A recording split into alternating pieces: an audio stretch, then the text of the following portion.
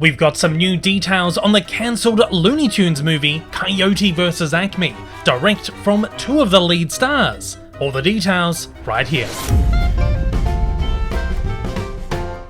It's been over a year since Warner Bros. Unceremoniously dumped Coyote vs Acme, the highly anticipated Looney Tunes animated live-action hybrid feature, during the Warner Animation Decimation. But new details on the project are trickling out once again. Based on a humour article published by Ian Frazier in The New Yorker in 1990, Coyote vs Acme was set to follow the fan favourite Looney Tune launching legal action against the Acme Corporation. Deadline revealed in 2023, the movie follows Wile E. Coyote, who after Acme products fail him one too many times in his dogged pursuit of the Roadrunner, decides to hire a billboard lawyer to sue the Acme Corporation.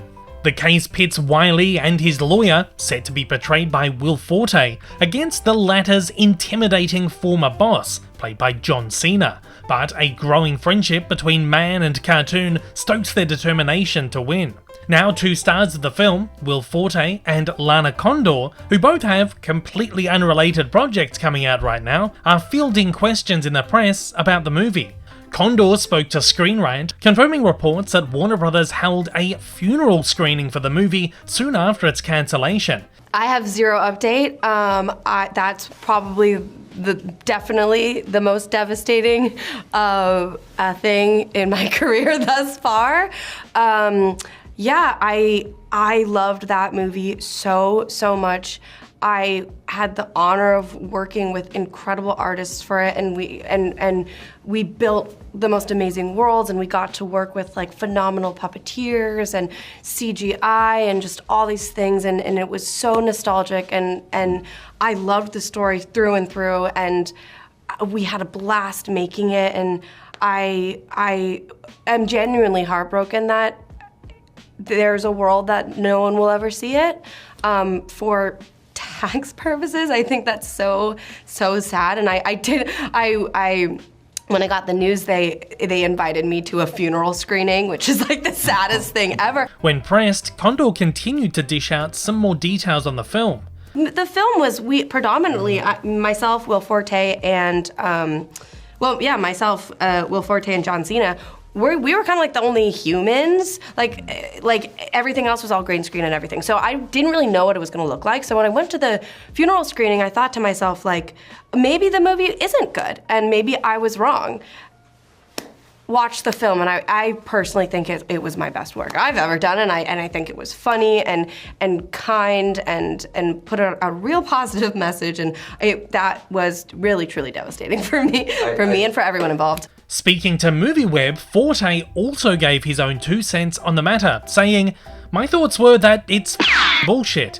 It is such a delightful movie. It deserves so much better than what it got. I don't know, I can't tell you possibly why the decision was made to not release it, but it makes my blood boil."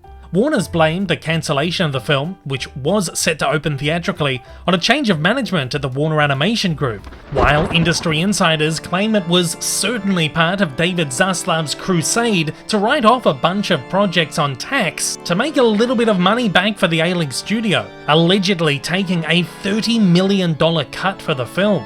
Rumours swirled that Warner Bros. Cancelled the movie due to its poor quality, but all reports from the funeral screening were hugely positive. Filmmaker Ben David Grabinski, writer and EP of Scott Pilgrim Takes Off, said of the film, "Coyote vs Acme is a great movie, the best of its kind since Roger Rabbit. It's commercial, it tested well, the leads are super likeable, it's beautifully shot, the animation is great, the ending makes everyone cry. I thought the goal of this business was to make hit movies. This makes me feel insane. It's a great movie. It's based on a huge IP, it's a crowd pleaser. What are we even doing anymore?" While writer Brian Duffield of Netflix's Skull Island series said, "I have seen this movie, and it is excellent. It also tested in the high 90s repeatedly. It also had interested buyers. The people working at Warner Bros. Are anti-art, and I hope multiple anvils drop on their heads." And director of The Machine, Peter Atencio, said, "This is insane! First of all, a business model that incentivizes this. Secondly, this movie is great. I was lucky to get to see some, and it's hilarious, with incredible animation. What a disgusting turn of events, especially with a huge gaping hole in the release calendar. Meanwhile, the film's composer, Stephen Price, called it an excellent movie, saying, "I'm sad that fans of these characters, new and old, won't get to enjoy it in the months and years ahead. It's a really good film. Sadly, on this occasion, due to this decision, that's all, folks." Warner Brothers, however, allegedly shopped the film around to various streamers and distributors, supposedly knocking back all offers. As of April 2024, Warner Brothers claimed the film was still up for acquisition, but nothing official has been revealed since. Forte further said, "And thank you for asking me about it, because I like talking about the movie, because I don't want people to forget what they did to us. That being said, I appreciate them letting us make it, but don't let us make the thing that we fall in love with and then not show it. I mean, I would understand if the thing sucked, but it's really good."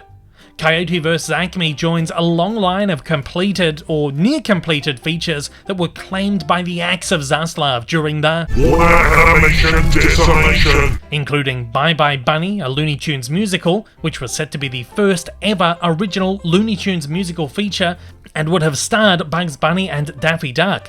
Other projects included Scoob prequel movie Scoob Holiday Haunt, which was set to be an HBO Max exclusive, and live-action DC film Batgirl, which would have seen Michael Keaton return to the role of Batman once more. Somehow, The Day the Earth Blew Up, a Looney Tunes movie, managed to escape unscathed, with Warner's selling the film off. It's set to open in theatres across the US on February 28th and in Australia on March 27th. There's no UK release date set for the film, but it did open across Europe mid last year.